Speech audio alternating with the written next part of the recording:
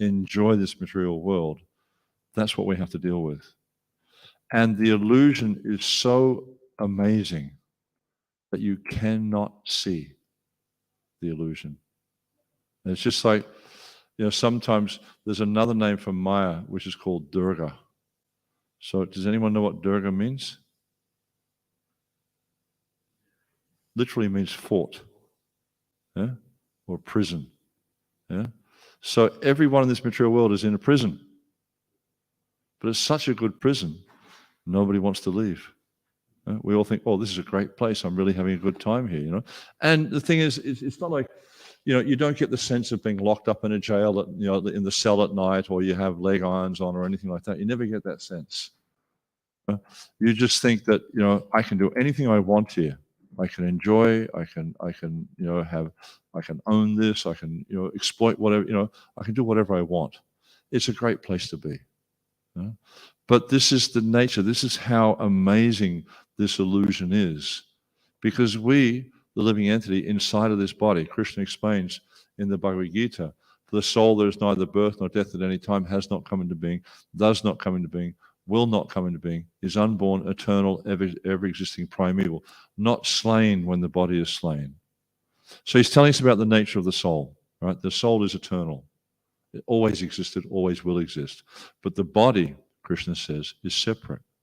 And the whole second chapter, practically, of the Bhagavad Gita, which is 72 verses in the second chapter, practically the whole chapter, Krishna is focusing on the difference between the self and the body, just helping Arjuna to understand.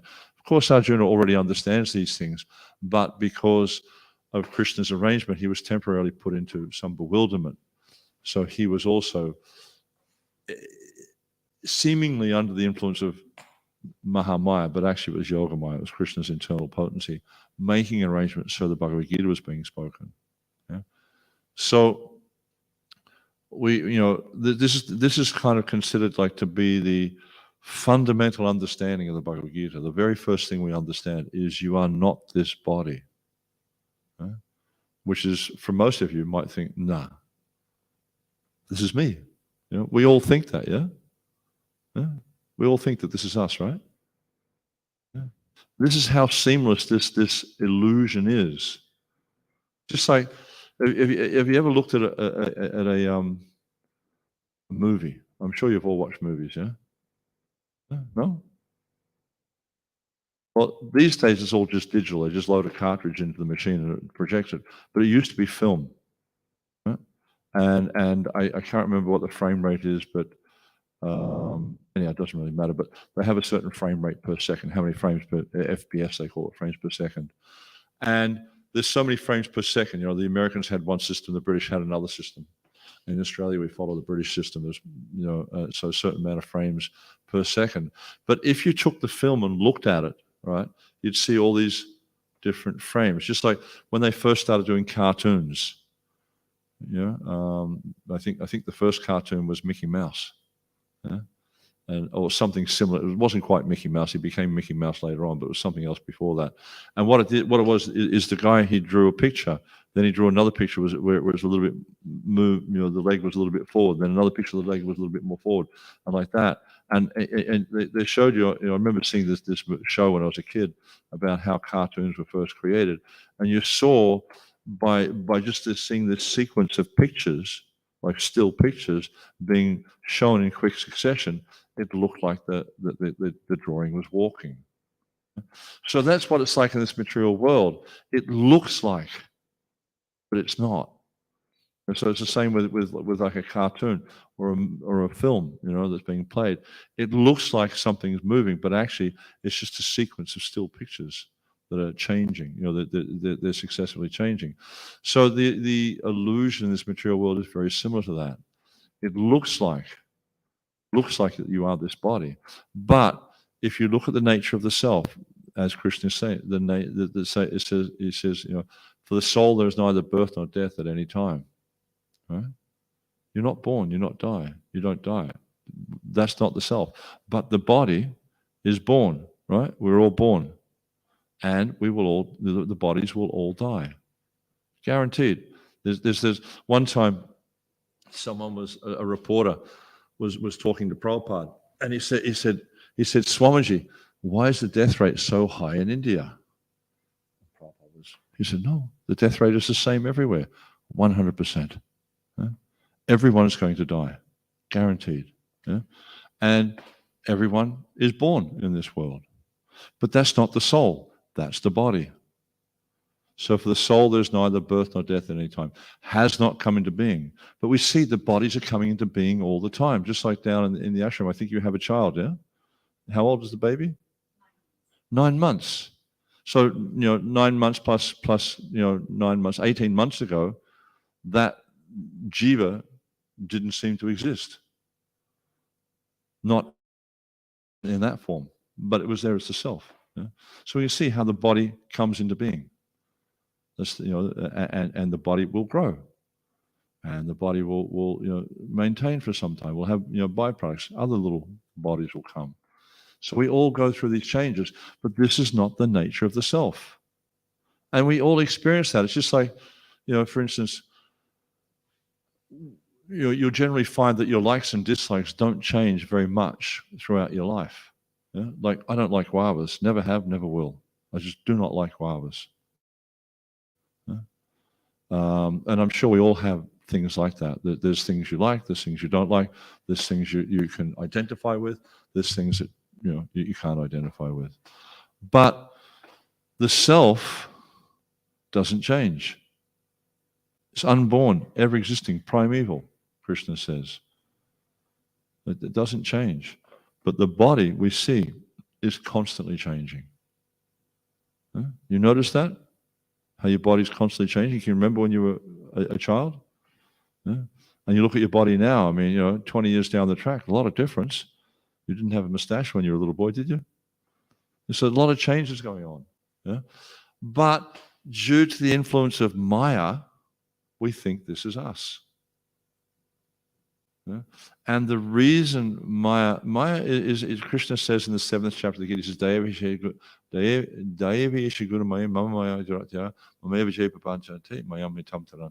this divine energy of mind consisting of 3 modes of material nature is very difficult. It's duratya, very difficult to overcome. Yeah? So this is Krishna's external energy. He says, is mama maya duratya. He says, mama means mine. Maya, energy, duratya, very difficult to overcome. But he says, mameva jay prapadyante, mayam me tam taranti. Prapadyante means surrender. But those who surrender to me, mayam me tam taranti te, they can easily cross over this maya. And there's a really nice verse in the 14th chapter of the 10th canto where Krishna explains that this material world is like a vast ocean, huge ocean. And, I travel quite a lot. And so I flew to England via India from Australia. Now, you can fly from Sydney to London. It's about a 19-hour flight. And you fly over the Indian Ocean. And Indian Ocean is not even a particularly big ocean, but you're flying and you're flying in 6, 7, 8 hours, and there's just water down there. If someone dropped you into the middle of that water, what would you do? Swim? How far do you think you get? People can swim across the English Channel, and that's not very far at all. How wide's the English Channel? From Dover to Calais. It's quite a distance. Some people can swim, but they couldn't swim the Indian Ocean. They couldn't swim the Pacific Ocean. The Pacific Ocean's huge. The only thing between Sydney and Los Angeles is Hawaii. So there's a few islands close to Australia, but there's not much else. Very deep.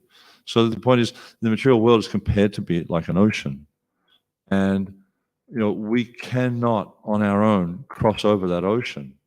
It's just too vast. And that's what the material world is like. It's an ocean of so many challenges in this material world. But, as Krishna says, mam eva jay prapadyante, but those who surrender unto me, and Krishna says the same in this verse in the Bhagavatam. He says, but those who take shelter of my lotus feet, then this water, it says, vatsabadam, becomes like, a vatsa means like a calf. Vatsa, and padam means foot. So, like the foot of a calf is about that round. Yeah? So the water contained in this mighty ocean shrinks to like the foot in the footprint of a calf. And who can cross over that? Even a baby can cross over the footprint of a calf. So we see, and like I had a practical experience when I was young. I was attending high school in Victoria, in Australia, and I would have been probably about 11 or 12 years old. And the school I went to was in a rough area. We call them housing commission. I think you would call them council. Do they call it council housing or something here? Yeah. So usually they're kind of lower socio-economic regions. We lived sort of some distance from there. We lived in a reasonable area, but that was the nearest school, high school, so I had to go there, and so it was quite a tough school, and like people were always kind of looking for fights and stuff, and it wasn't just like fist fights. They'd have knife fights and things like that also. So it was a bit of a rough place, but it just so happened that the school tough, the toughest guy in the school, he was good friends with my older brother, right? And so everyone knew that relationship was there, that he was, I think he was actually my elder brother's best friend. So therefore, I never had to worry about any of that stuff, because they said, oh, don't touch him. Cornelius Ballard's his brother's friend. And so no one was game to go there. So, because you become protected by a stronger person, then you're protected from that situation. So in the same way, if we take shelter of Krishna, then Maya won't touch us.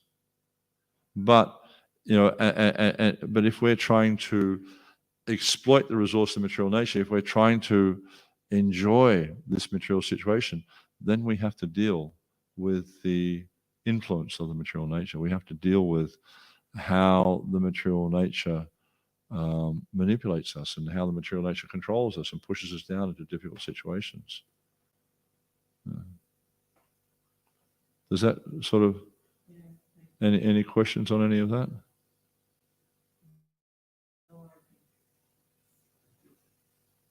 Any from the ladies? Any questions on any of that?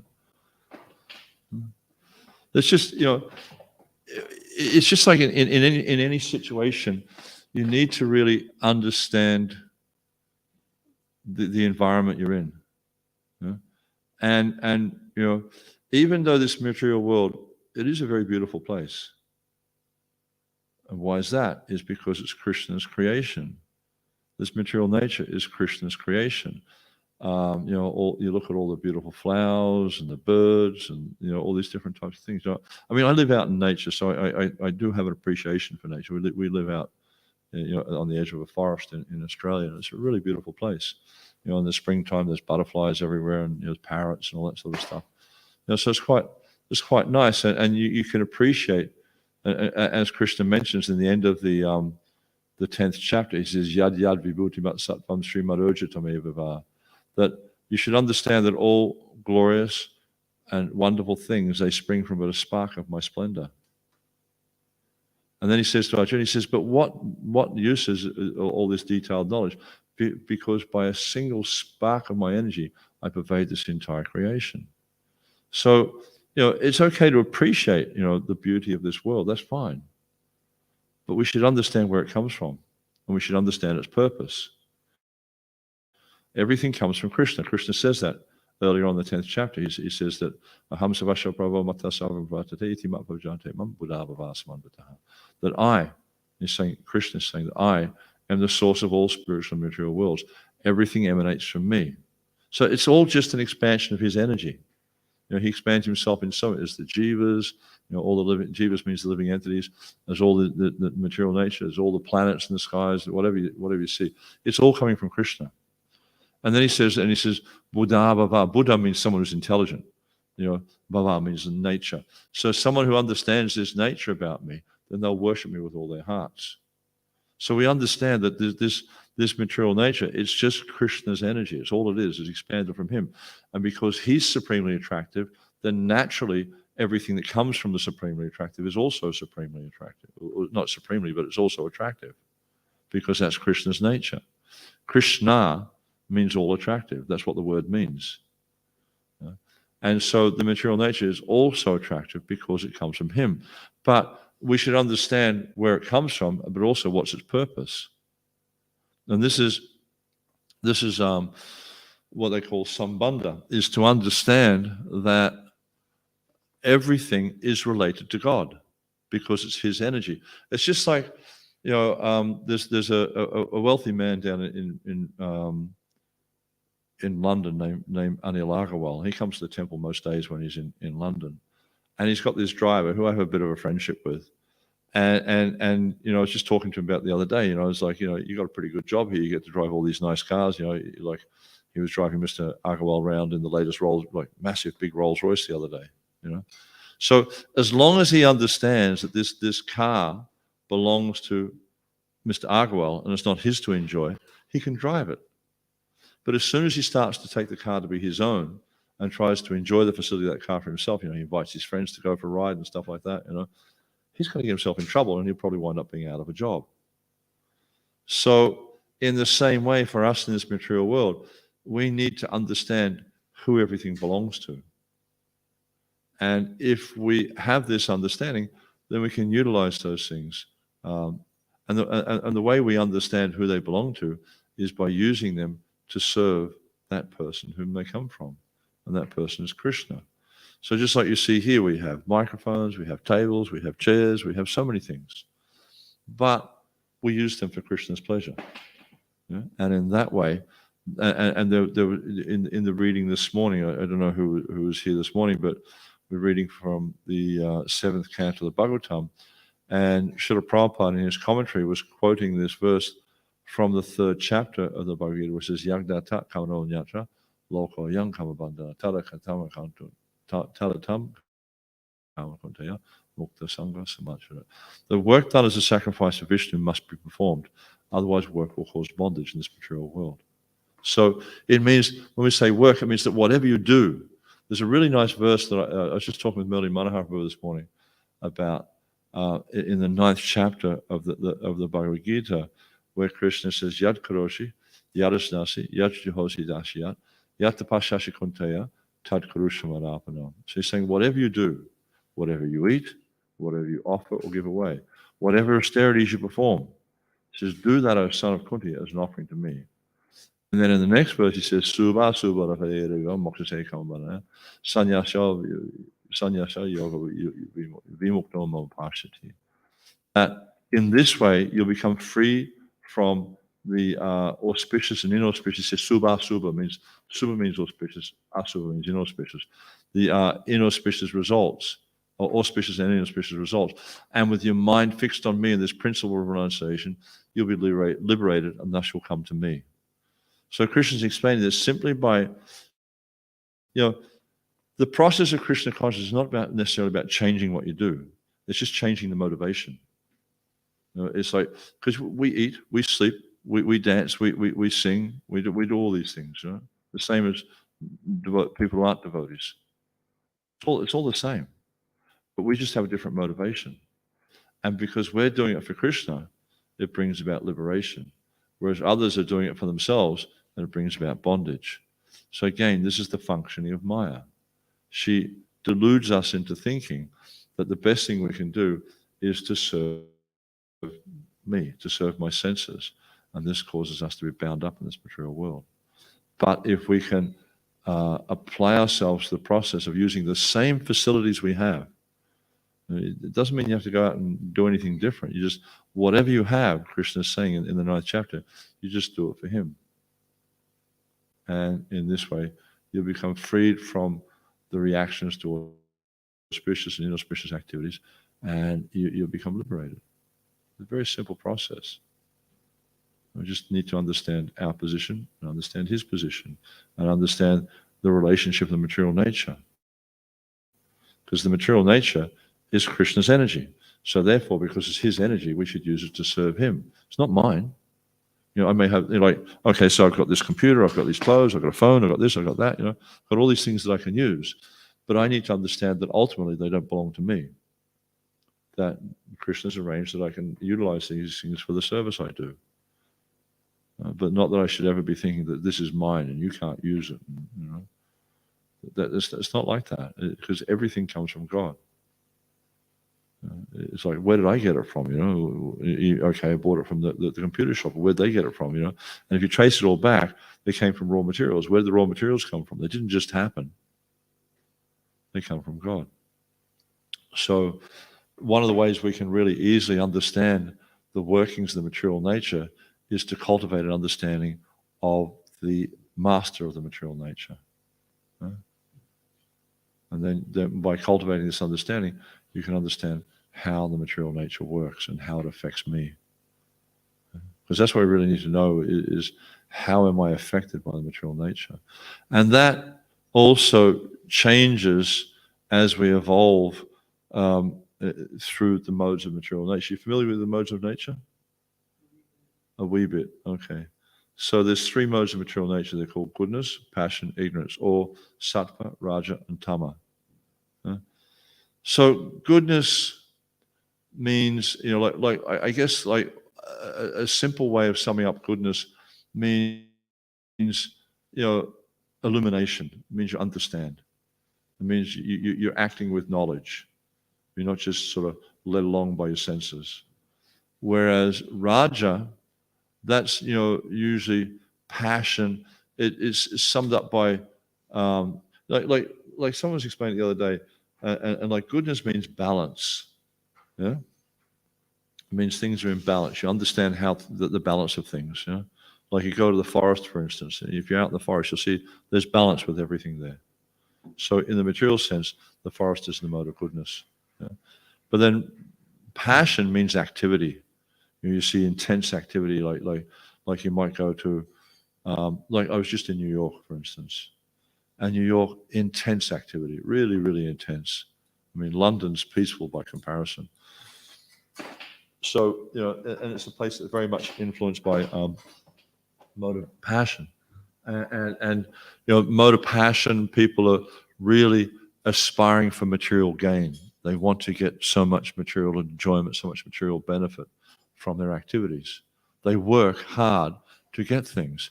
This is passion. And then ignorance is usually summed up by terms like sleep, madness, stupidity, things like that. People in ignorance are habituated to not just like intoxication, but deep intoxication. They'll take intoxication to the point where they fall into a stupor. Like you'll see people, they'll drink and drink and drink, and they'll just pass out from being intoxicated. And so you'll see also, the reason I bring these three descriptions up is you'll see how people who are under the influence of Maya are influenced by these modes of nature, because as Krishna says, that these divine energy of mind consisting of 3 modes of material nature, he's saying. So we see how the modes of material nature also affect people that are under the influence of Maya. So, you might be a very active person, you're running around doing stuff all day long. So you can see how the material nature is affecting you in that way. Or, you'll see when you go to big cities, you'll see these unfortunate people who live on I think they're unfortunate. Maybe they don't think like that, or others don't think, but I think they're very unfortunate. They live on the street in a very, very, what for me is a very vulnerable situation. It's unclean. They don't have regular meals. They don't have a regular place to sleep. Very, very, I just couldn't imagine living like that. I just think it'd be very distressful. I would find it very distressful. And so, by the modes of nature, they're forced into that, because of the modes of nature they're influenced by, they're forced into that situation, which Krishna explains in the beginning of the Gita. He says, Nahi kaschitjanam api, the 3rd chapter, Nahi kaschitjanam api jatutishtat karmakrit. I can't remember the last line. But basically what he's saying is the living entity is forced to act according to the qualities he's acquired from the modes of nature and cannot refrain. It's chanam. Chanam means like a moment. You cannot refrain even for a moment from acting like that. And you'll see in this material world, like people, they have a particular type of, not just people, all living entities, they are influenced by a particular mode of nature and they act according to that. Just like you see a dog. A dog's affected by a particular mode of nature. And so it always acts as a dog. You'll never see, the dog coming to the temple and outside the door and think, wow, they're speaking from Srimad Bhagavatam. I think I should go and have a listen to that. You don't see stuff like that because that's not the mode of nature that is influencing that living entity. And you'll see the same with all living entities, that according to the modes of nature that affect them, they act. And the modes of nature affect them in so many different ways. And Srila Prabhupada, our founder Acharya, has explained that there's 3 modes of nature, and they're always mixing. And it's just like, you take, is anyone here an artist, paints at all? So you have red, blue, and yellow, is it? I think, or red, green, yellow? Red, blue, and yellow, I think it is, yeah? I don't remember. No, RGB. No, that's not a computer. Huh? Yeah, so red, blue, yellow. So you do know. Good. And so when you mix those, right, you get colors, other colors. So it's just like with the modes of nature. You mix 3 by 3, you get 9. You mix 9 by 9, you get 81. And you keep mixing and mixing and mixing, you wind up with 8,400,000 species of life. So all these different species of life are nothing more than combinations of the modes of material nature affecting matter. And the jiva enters into that situation, and you have these different species of life. So this is the way Maya works on us. Because we have a particular, what is called guna and karma. Guna means like the quality, and karma means reactions for different things you've done. So because, we're influenced by particular activities and quality, we get a particular type of body. And it may be a male body, it may be a female body, it may be a body from this country, from that country, maybe a tall body, a thin body, short body, fat body, all different things. It's all according to guna and karma. This is how the material nature works. And as I was saying before, she works so seamlessly that we don't even notice it. Don't even notice it, how it's working. And this is why it's really important to study books like Bhagavad Gita, because from studying the Bhagavad Gita, you can see the workings of the modes of nature. You can at least intellectually understand how nature is affecting us and how, we don't even notice that this is affecting us. It's amazing. It's such a wonderful mechanism. We can't even notice the difference between the body and the self. We think it's the same. We think it's one thing. But when the body stops working, we don't stop. We keep going. We go into another body. Krishna says that also in the second chapter. He says, Dehinosmim yata dehe komaram yavaram jata tatate hantara prapti dirash tatra namuyati. As the embodied soul continuously passes in this body from boyhood to youth to old age, similarly, the soul passes into another body at death. A sober person is not bewildered by such a change. So the idea of studying the philosophy, the idea of the practice of Krishna consciousness is to become a sober person, to see the reality in this world. Most people don't see that reality. Most people just see the workings of the material nature. They see this what they call Varuda, the workings of the mind, the workings of nature. They don't actually see the reality of what's happening. And it takes a degree of purification to see the reality, which means, ultimately we have to rise above the lower modes, meaning passion and ignorance, and come to the mode of goodness. Because as I was saying before, one of the primary symptoms of goodness is illumination, meaning you see things as they are. You see the nature of the self. You see the nature of the body. You see the nature of how this material world is working. And you understand your position. You understand who you are. And ultimately, this understanding of who I am is Jivera Surapahoy Krishna Nejadas. That I am Krishna's eternal servant. I'm not this material body. When we understand that, once you understand who you are, you know how to act. Because we don't understand who we are, we're confused about how to act. And like, as this age, because the age we're living in is called Kali Yuga, and this is the most confused age of all. And as Kali Yuga goes on, you'll see that people are getting more and more confused about their own identity. I saw something the other day which for me, I accept other, some of you may have different views on this. I get that, and I don't have a problem with that. But for me, it was just like, I was just, wow, that's really far out. There was a video on YouTube um, about this woman. She was coming up to a next door neighbor's house and banging on the door, and the next door neighbor answered the door, and she started to abuse the neighbor, right, for dressing her daughter up in pink clothes and things like that. Because she was saying you're forcing her to choose her gender before she's ready for it. But it's like, and I'm thinking, no, but she chose her gender in a previous life. It's not like you come into this life and you're born with male or female bits and pieces, and you go, no, I don't want to be a man, I want to be a woman, or I don't want to be a woman, I want to be a man. I mean, people do stuff like that, but it's like, the way I look at it, I tend to be a little bit pragmatic. It's like, okay, I'm born with these bits and pieces, so that's what I am. And I understand that I chose that in a previous life, by my actions and by my karma. I chose, my karma, my guna, my qualities. But in this day and age, people are just so mixed up, and they're into this like new age kind of philosophy. And I used to work with this guy, and he had this term he would often phrase, which maybe is applicable, I'm not sure. Is this bleeding heart liberalism? They get all into this like feel good stuff, and you can't tell people what they are and all, but it's just not. It's just people are just getting more and more confused about who they are. And ultimately, our ultimate identification is we're not these bodies anyhow, male, female, whatever.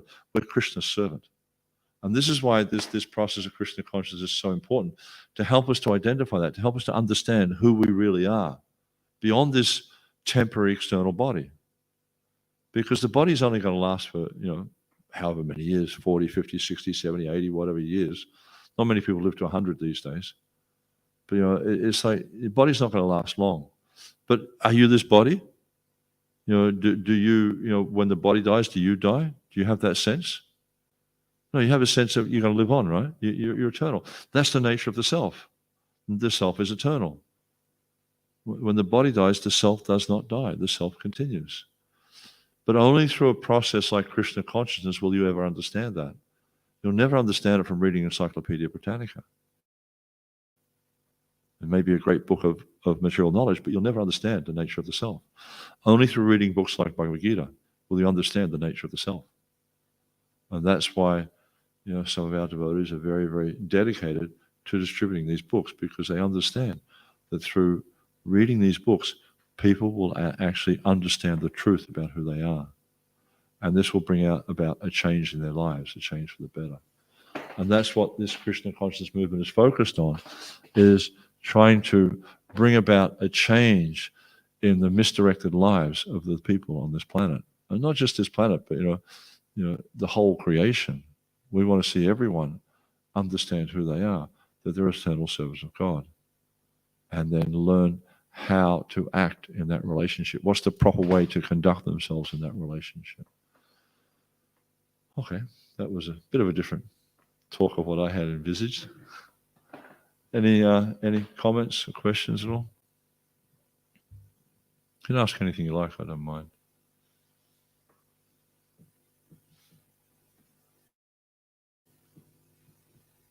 Yes, Roy. Question for you, talking about taking shelter of Krishna. And maybe, could you just talk a bit more about what does it really mean to take shelter of Krishna? Yeah, I mean, you can look at it in so many different ways. It's just like sometimes, you live in an ashram, right? So an ashram means shelter, and sometimes you can look at a shelter like an umbrella. It's like when it's pouring rain. I mean, my experience in the UK is you don't really get what we call pouring rain. It's sort of, I guess, a little bit wet here, but not. You tend to have a lot more rain. Like it rains a lot longer than what.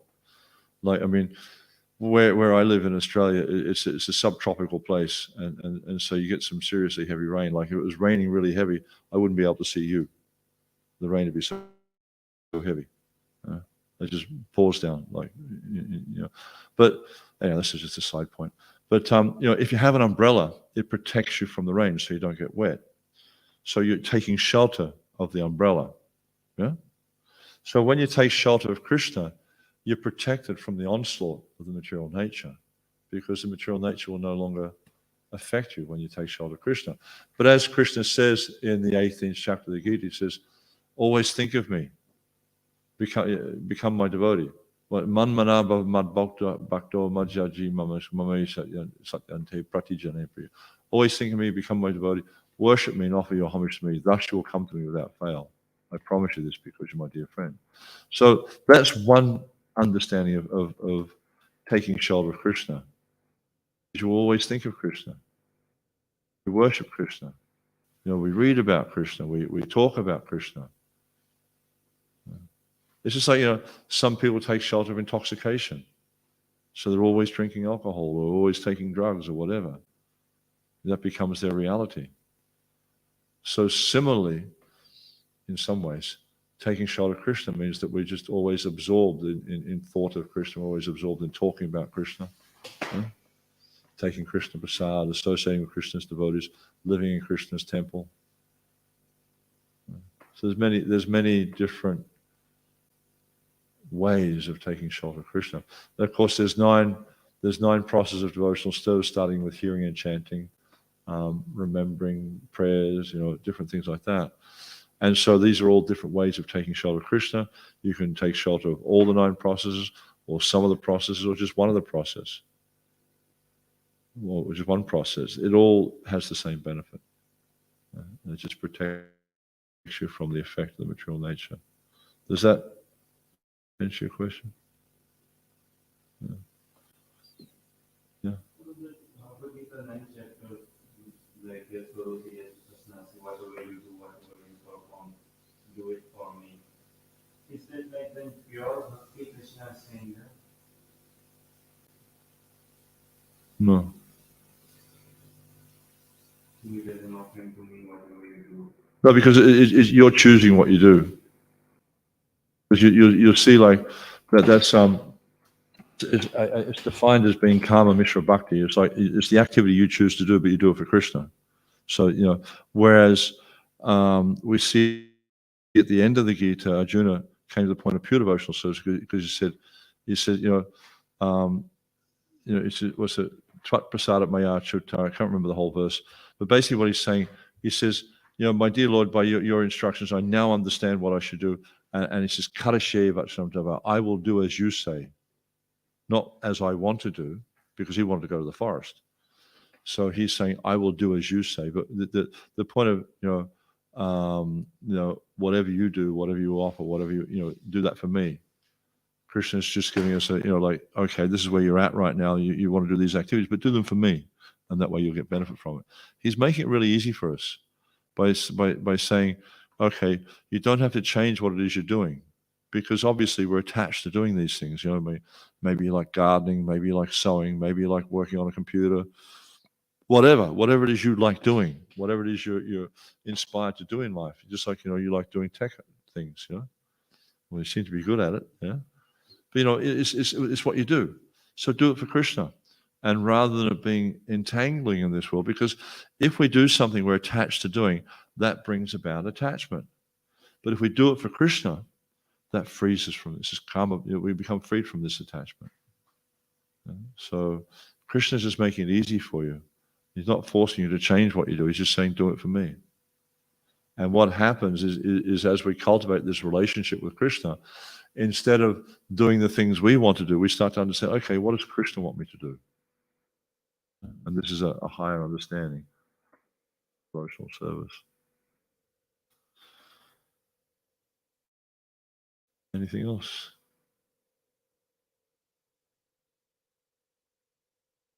This was maybe Krishna says, what can repression accomplish?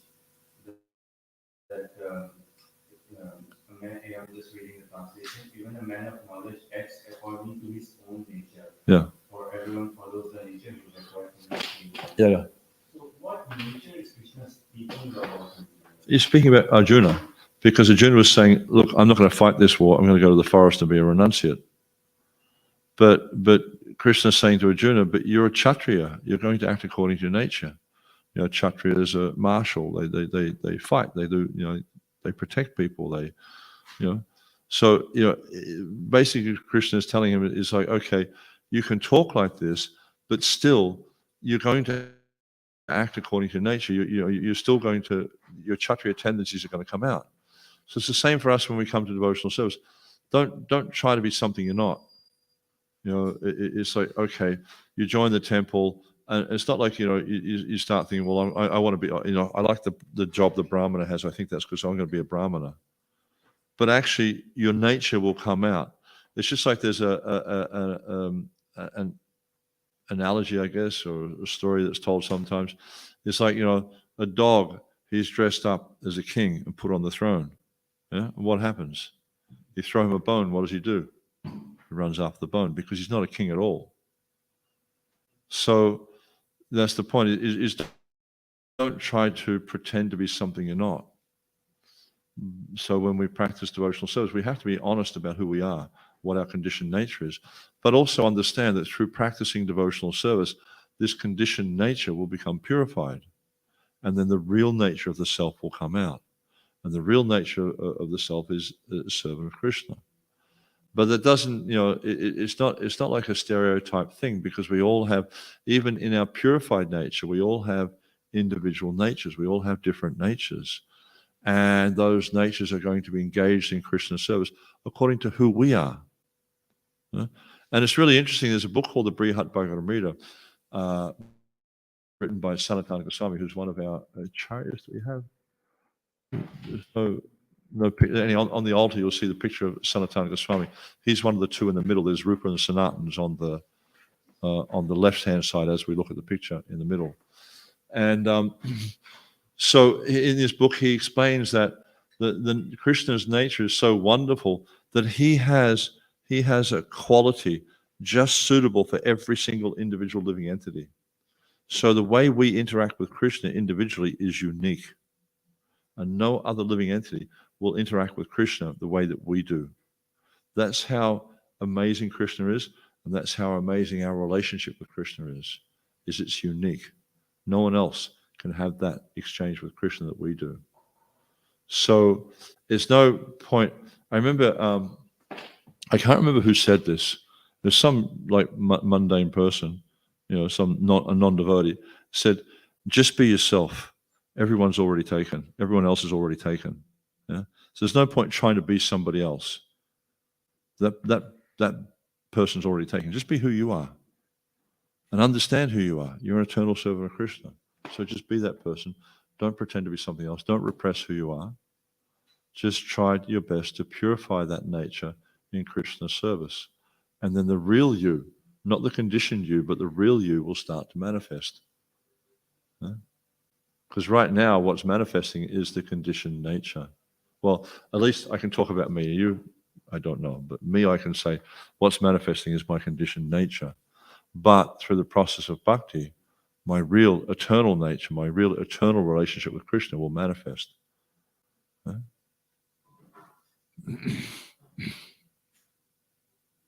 Be authentic. But, you know, sometimes you'll hear people talking about you have to be authentic, but they don't really know what that means. Be authentic means you're a servant of Krishna. That's what we need to understand, who we are. Gopibhata Pada Kamaloi Dasa Dasa Anudas. I'm a servant of a servant of a servant of a servant of the lotus feet of the Master of the Gopis. And it's kind of interesting because in this material world, to be a servant is considered to be a high position or a low position? Huh? What do you think? Yeah, no one wants to be the servant. Everyone wants to be the master. I'm the top of the heap. I'm the boss. I'm the best. Everyone wants to be that. But it's really interesting. You see here, this is Lord Chaitanya on this picture here. When he appeared, you see, Krishna has where we got in this picture at the back here. On this picture also, you'll see Radha and Krishna behind Lord Chaitanya. So Radha and Krishna is like the divine couple, And Prabhupada sometimes would describe Radharani as the tender-hearted female counterpart. She's also a manifestation of God, but she's the tender-hearted side of God. And Lord Chaitanya or Krishna, he was trying to understand Radharani's love for him, and he couldn't understand it.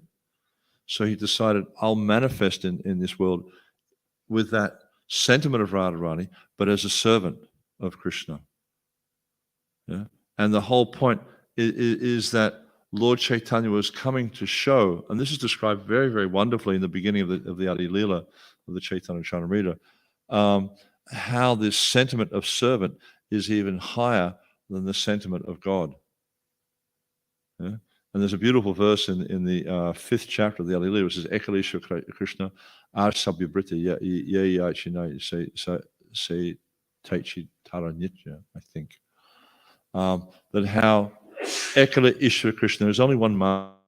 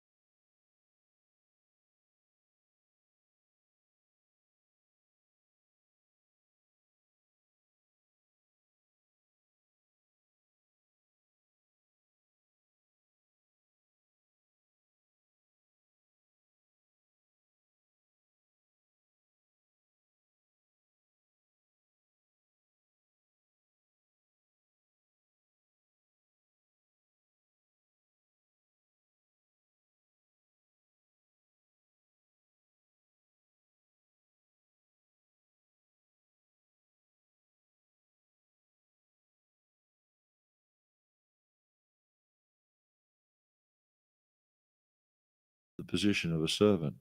So it's actually not a bad thing to be a servant. It's actually quite a good thing, yeah? Because you get all the benefits of serving that personality of the master. Yeah, it's a good position. But in this material world, everything is upside down.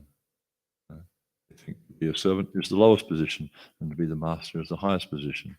But actually, to be the servant is the highest position, if you're serving Krishna.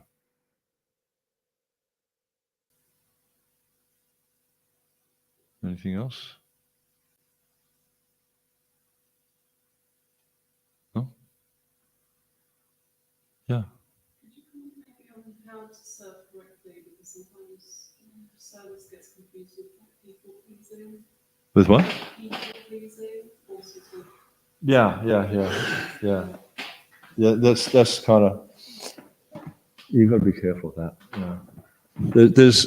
There's a really beautiful verse. Lord Chaitanya he only ever gave 8 verses, even though he was here for 48 years and he performed, many, many wonderful pastimes. He only ever, spoke 7 verses. And 7 or 6? Huh? 8 verses, sorry. I'm getting senile as I get older. And so one of the verses he says, Trinada pi sunichena tarori vasahishana amanina manadina kitaniya sahanari. That Trinada pi sunichena. Trinad means like the grass. So to be humble like grass.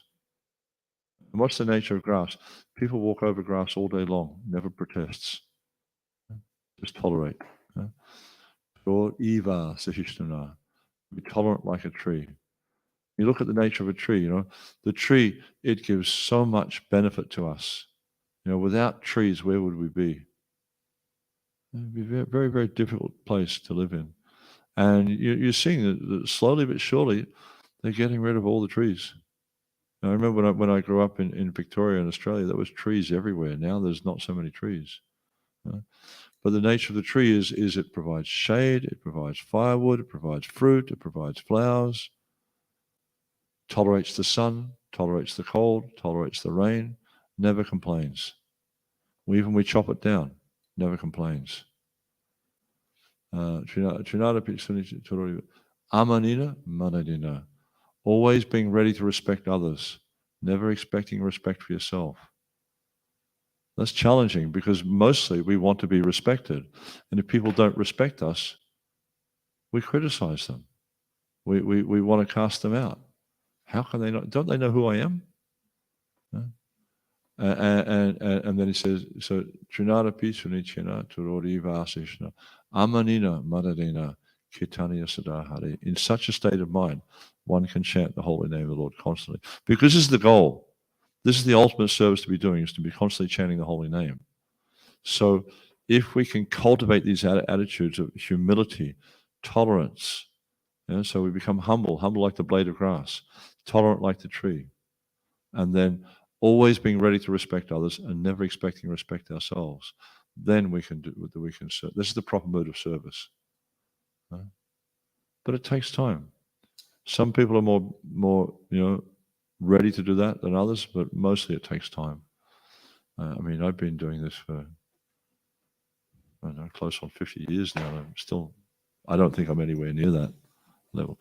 I think I've definitely made progress from where I was when I was 22 years old. I was such an arrogant person. I don't think I'm as arrogant now. I'm still arrogant, but not that arrogant.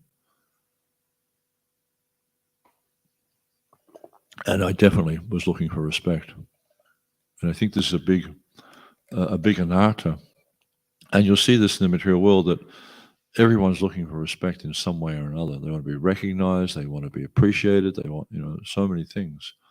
But someone who's a devotee, who's actually humble, who's tolerant, it doesn't look for respect from others, but is always willing to respect others. And this is it's a big stumbling block in our path of bhakti, if we're always looking to be glorified. Because if you contemplate deeply the nature of the self, it's described in one of the Puranas how actually I think it's the Upanishad, Kesha Grasata Balasha, talks about Kesha. So Kesha means hair. Yeah? So you take the tip of the hair, Keshagra, and you cut that tip into sata, 100 pieces. Yeah? Then you take that one of those 100 pieces, you cut that again into 100 pieces. That is the size of the soul. You. That's how big you are. Tiny, insignificant. Yeah? So if we can, it doesn't mean we take up this attitude of artificial humility either. It needs to be in the heart. It's like it's easy to vocalize, "Oh, Prabhu, you're so advanced," and "Oh, I'm nothing at your lotus feet." And it's easy to talk that sort of stuff, especially once you're sort of around ISKCON for a while and you read the books and stuff like that. You see how in Lord Chaitanya's pastimes, you see how these devotees were interacting, and it's just astounding. You look at someone like Rupa Goswami. He was so humble, and it was deep. He really felt that he was insignificant. It wasn't just words. It wasn't just giving lip service to it. He really felt that he was insignificant. And because of that humility, Lord Chaitanya blessed him and empowered him to write so many wonderful scriptures. So the idea is like, to not expect, that people are going to glorify me, or if you don't get glorified, you don't get, bent out of shape over it and think, "Oh God, why aren't I in the front here? Why aren't I getting the attention?" And something that came up. I had an experience in Delhi some time ago. One temple there was doing an installation, and Nitai Sevani Mataji last night was talking about this. How Krishna's got really big hands and he gives so much. Prabhupada is similar to what Prabhupada said. Prabhupada said, you have two hands. With your two hands, how much can you take? Or with your two hands, how much can you hold on to? Krishna has 10 hands. And if he gives you with your 10 hands, how much can you accept? Or if he wants to take with his 10 hands, how much can you hold on to? Yeah? So I had this experience when I was doing this installation, in installing deities in a temple recently, and I was just there to do whatever service they wanted me to do. And what I found happening was I was just getting overwhelmed with mercy. I was getting to do all these services that I really like doing, but I wasn't asking for it. Yet there were others there who were pushing themselves forward. And I'm not trying to advertise myself here. That's not the point. What I'm trying to explain is if we have the proper attitude, then you will get more mercy than you're able to. You understand the concept of mercy? Yeah. So you'll get more mercy than you're able to cope with. But the idea is not to push yourself forward, not to try to be the big person, but rather just try to serve, just try to please. And the point came up this morning about the idea of service is really just to try to please Krishna. That's got to be the focus of our service. Is this pleasing to Krishna? Is this pleasing to Prabhupada? Is this pleasing to the devotees?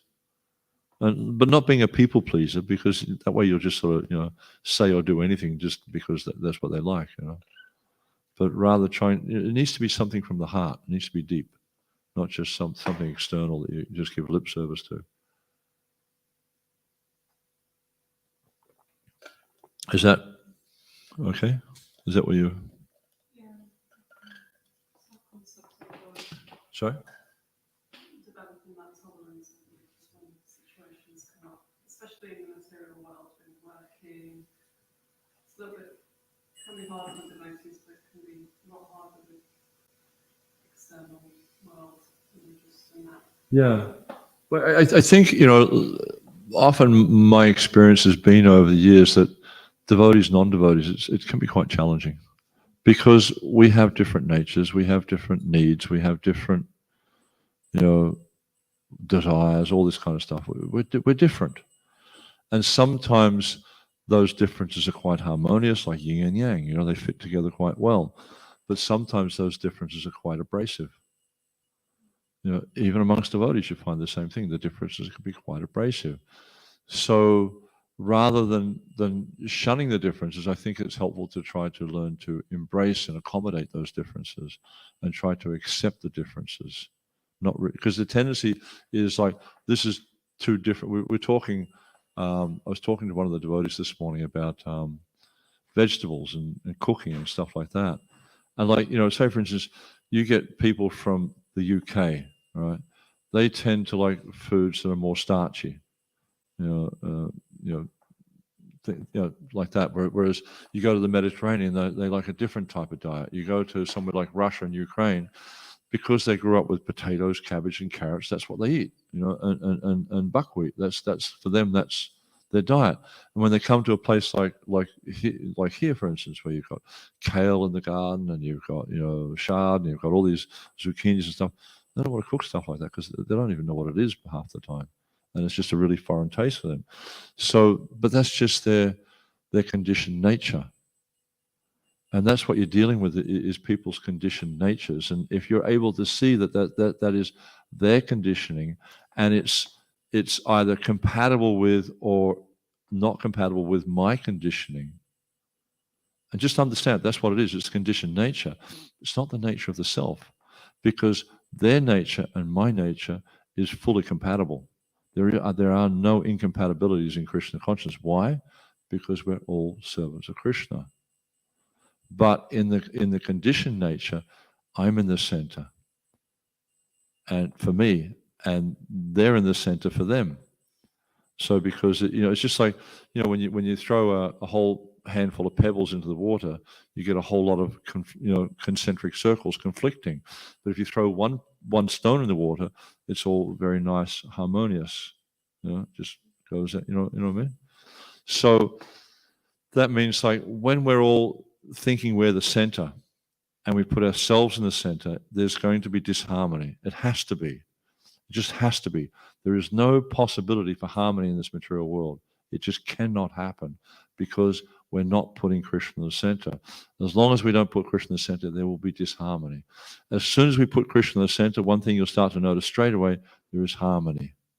Whenever there's conflict in devotional service, you'll see Krishna's not in the center.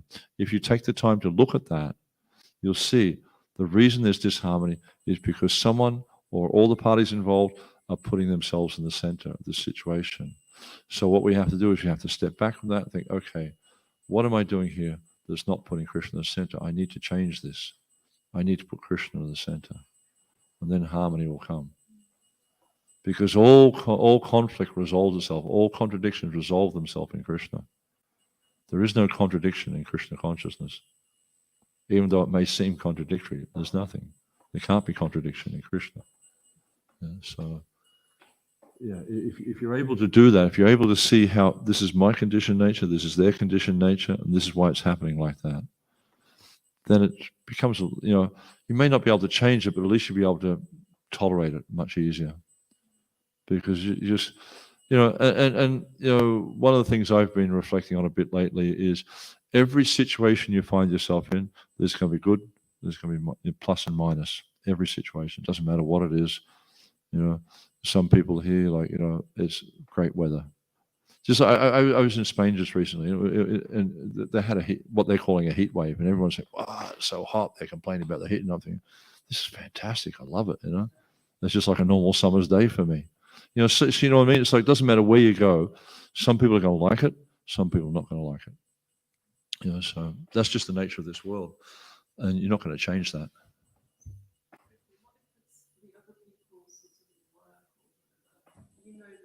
Maybe you're trying to be Krishna conscious, but obviously they're in that zone of I'm the center.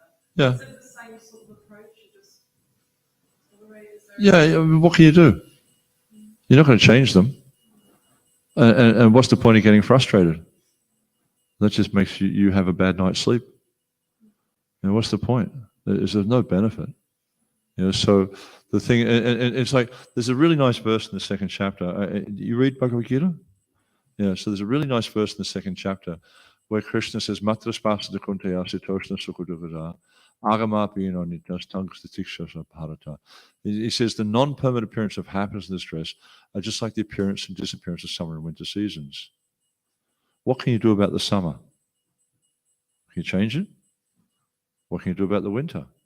Nothing. There's nothing you can do to change it.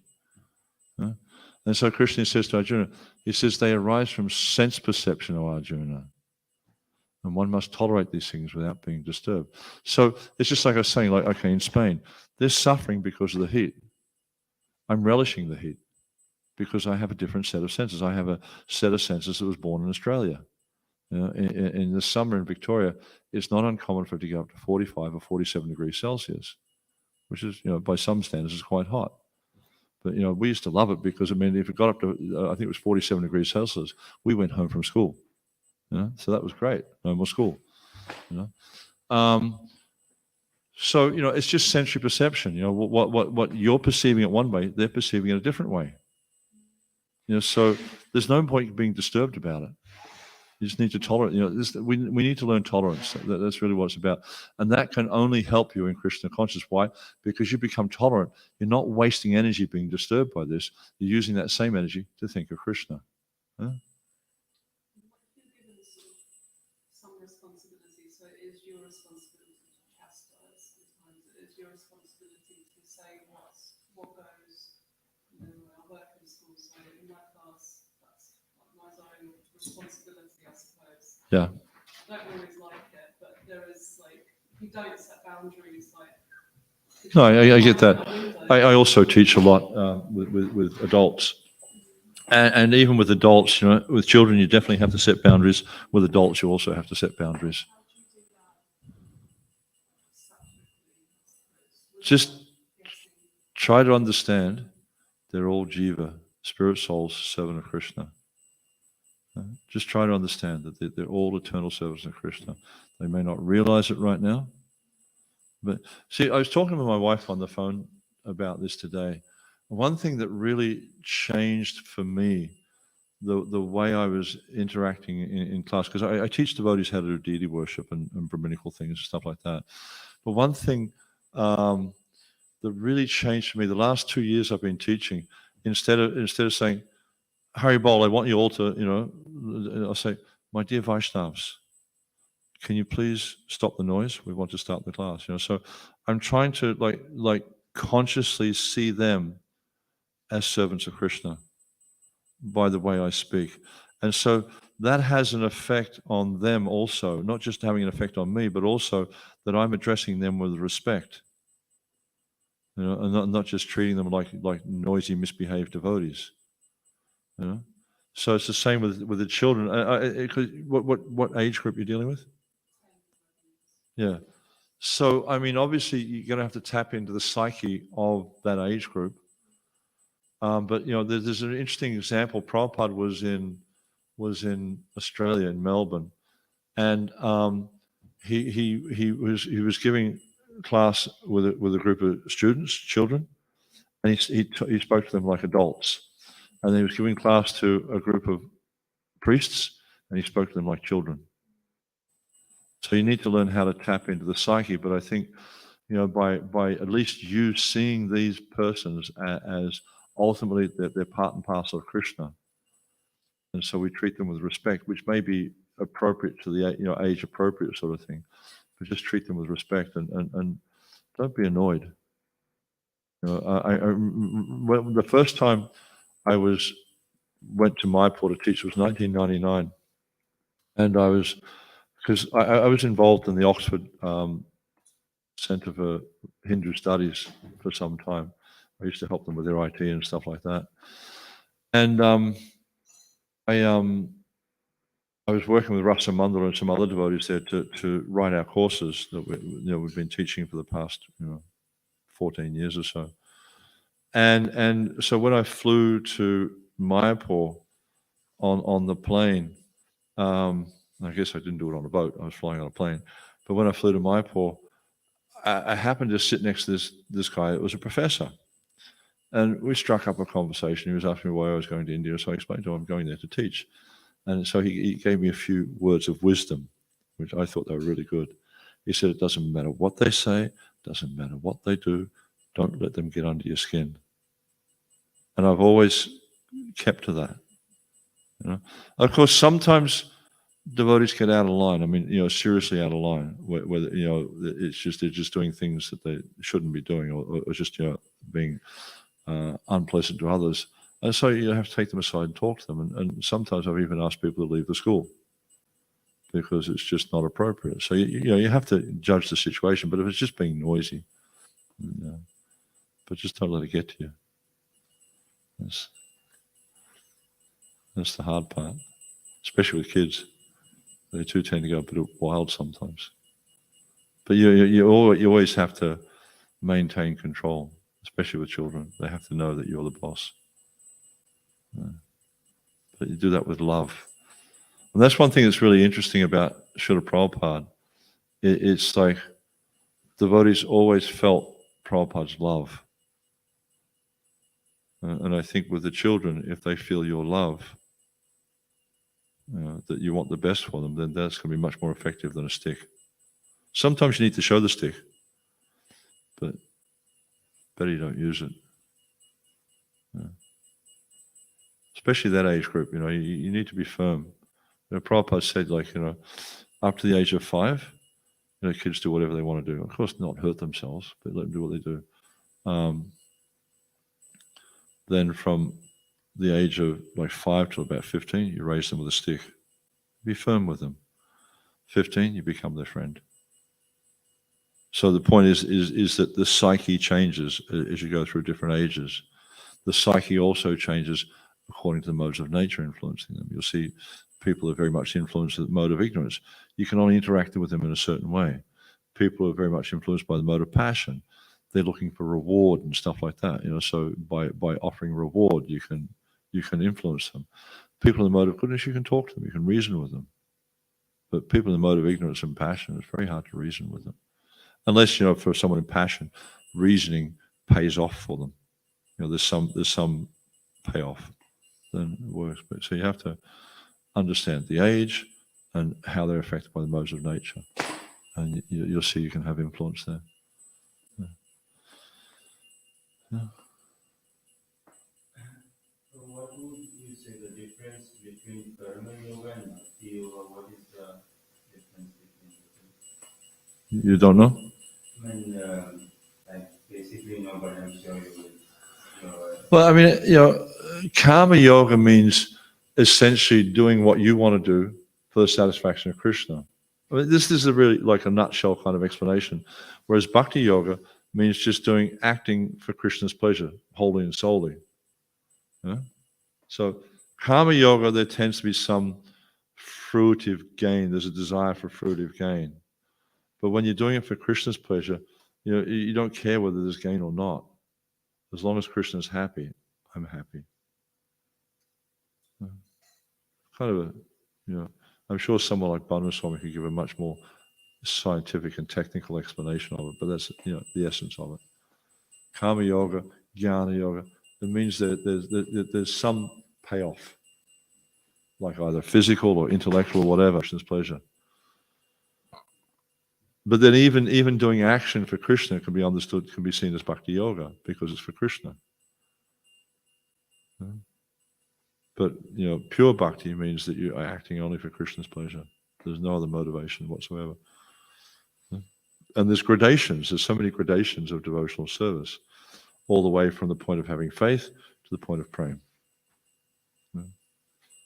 So you see that all those, like you look at all the different persons who are acting for Krishna at the level of faith, at the level of associated was it Dosha Dasa the Bhajana Kriya. So they're acting, out of faith. They're acting, through the association of devotees. They're performing their Bhajana Kriya. They're getting some taste in devotional service. All these different things, up to the point of bhava and then prema. They're all elements of bhakti. So it's a very diverse thing. But pure bhakti means only for Krishna's pleasure. Hopefully that answered you.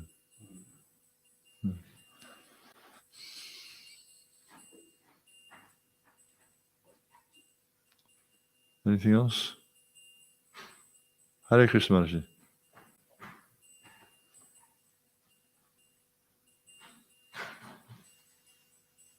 Okay. So I think tomorrow morning, Murli Manohar is going to give the Bhagavatam class. I encourage you all to come. He's a very knowledgeable devotee, very learned, and very saintly soul. Yeah. Could you kindly share a bit of your journey to Krishna consciousness, your coming to Krishna consciousness? I'll let you know when I get there. I haven't got to Krishna consciousness yet. I'm aspiring for that. And Krishna consciousness means, you cannot help but think of Krishna. I can think of so many things apart from Krishna. Yeah, I mean, I started chanting well, I first met the devotees probably when I was about 15 in Australia. Maybe it was 7. Yeah, 15. It would have been 15. Yeah, and there was a devotee. I think it might have been Raj Garner. I'm not sure, 100% sure. Prabhupada disciple, and that was in 1973. And they were distributing books. You know how old I am. And they were distributing books in Geelong. I used to live near Geelong, in a small town. And Krishna book, the big silver one. And so there, I was, there with a class friend. We were just going to his home, and he approached us on the street. He says, "Oh, we're handing these out today." So he gave it to my friend, and then he said, "And we're asking everyone for $20. We're just school kids. I mean, $20. I used to get $2 a week pocket money, so $20 would have been 10 weeks pocket money. It's like I'm not spending that money on a book. I've got much more important things to buy, like packs of cigarettes and things like that, So so we didn't get the book, but we had that interaction with the devotee. And then actually I think it would have been younger. 70, 11, yeah, I would have been 13, so that would have been 13 or 14, so it would have been probably 72 would have been actually.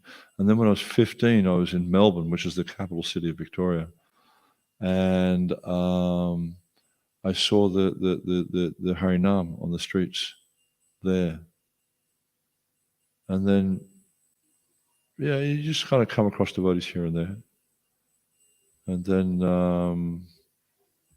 someone gave me a Bhagavad. Actually, my elder brother, gave me the Science of Self-Realization, which he'd received from another devotee who I know quite well now, Mahamantra Prabhu.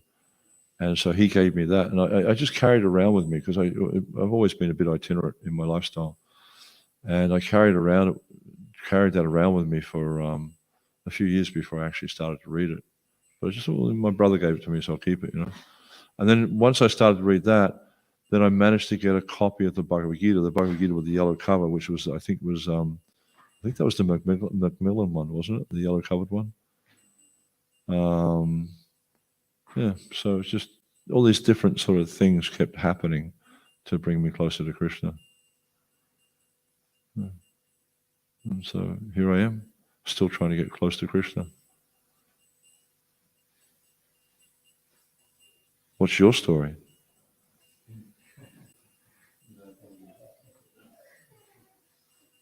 Yes, bro.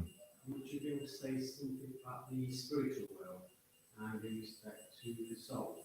So in the material world, we have soul inside the body. In the spiritual world, how does it all work? There's no material body. Yeah, I mean, the thing is, Iha yashe hare dasha kamana maza nikla so jivan mukta sochate. That if you have like this, unflinching faith in the process of bhakti, the spiritual world is here for you now.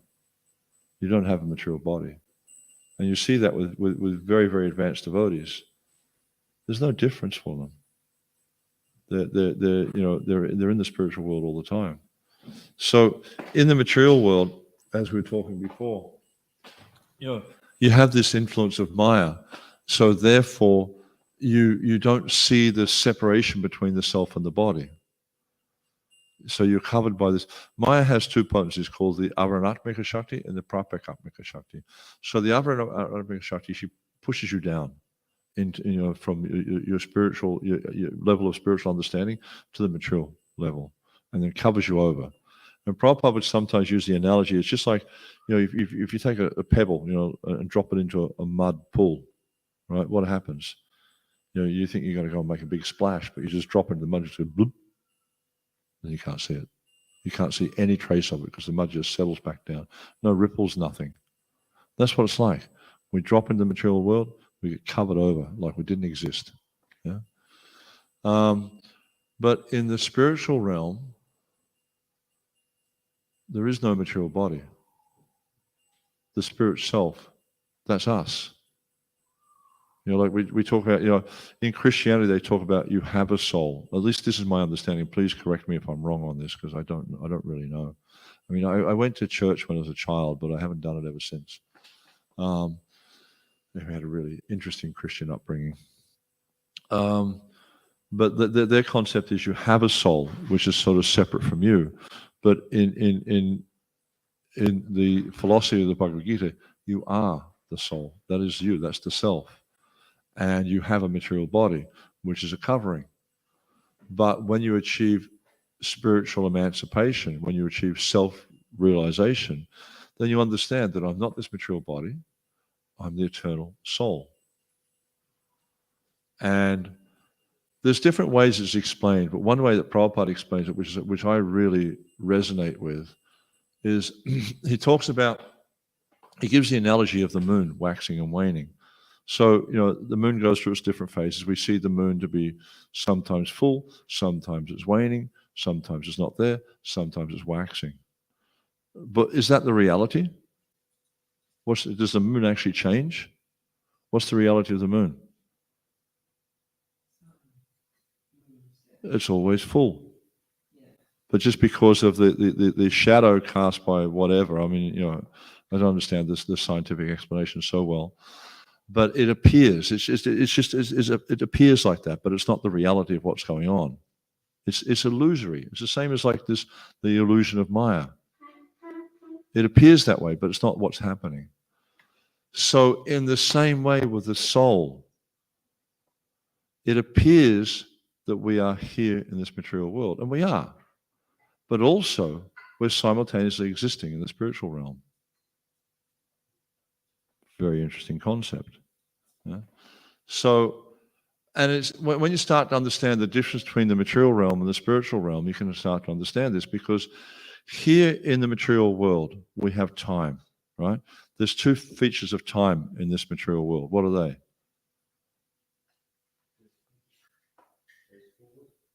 No, there's two features of time. There's past and what else? What else? Future. What about present? Does the present exist in the material world? How? When you say now, it's past. As soon as you say now, it's gone. There's no present in this material world. In the spiritual world, there's only present. There's no past, there's no future. It's only present because no one ages there. Time doesn't pass. Time is only apparent for the sake of pastimes. But it doesn't, nothing, time's not passing. I mean, that's as much as I can explain it, you know, because I don't have any recollection of being there. I don't have any current experience of that. But, you know, that makes perfect sense to me, that, you know, here in the material world, we only know past and future. We don't have present. Of course, we talk about past, present, and future, but as soon as you say present, it's past. But in the spiritual realm, then present is always existing, but no past and no future. It doesn't mean that people have no future there. Of course, for Krishna's pastimes, anything can happen. You know, you have the waxing of the sun and the moon, and all that sort of stuff goes on there. But there's no need. You know, it's described how, you know, what's that verse in the Gita? There's no sun or moon. Sashi Suryayo mentions in the Gita, there's no sun or moon. It's not required because the spiritual world's self-illuminating. But how would Krishna have the Saripurnim Rasa dance if there was no moon? So for the purpose of his pastimes, there's a full moon in the autumn. There's no need for autumn, spring, summer, any of these things, you know, because time's eternal, eternally present. But for the purpose of pastimes, for the purpose of enjoying these exchanges with his devotees, all these things happen. So it has a different function, and it doesn't necessarily have to run in a linear way. Like here, it always, although it's getting a bit crazy these days, but it always goes spring, summer, autumn, winter. Doesn't change. It's linear. But in the spiritual world, it's not like that. It's dependent upon the pastime. Yeah? And it's just like it's described in Janmashtami, when Krishna appeared, the moon became full. But actually he appeared on the Astami, which is the 8th day of the moon. And I think it was the 8th day of the dark moon.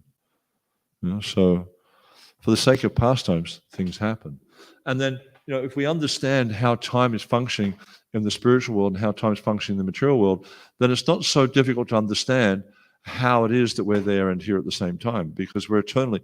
See, you know, if it's eternally present in the spiritual world, how can you leave? Because leaving that place would mean there's past and future.